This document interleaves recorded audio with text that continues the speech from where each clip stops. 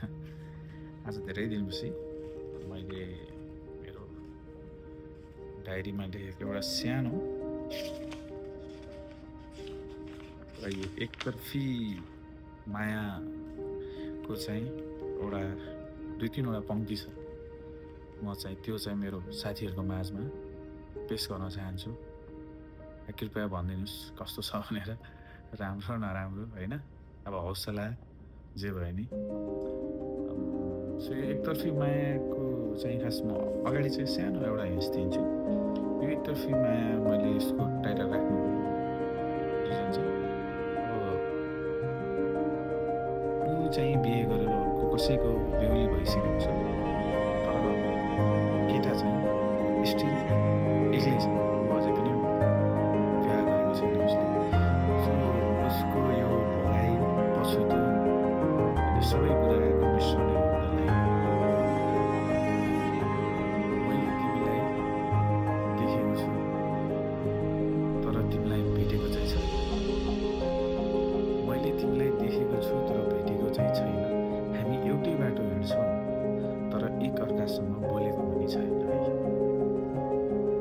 मलाई तिमी अति नै मनपर्छ, मलाई तिमी अति नै मनपर्छ, तर भन्न एकपटक पनि सकिन्छ। सपना जस्तै छ, साँच्चै सपना जस्तै छ। तर समय कम हुनेछ।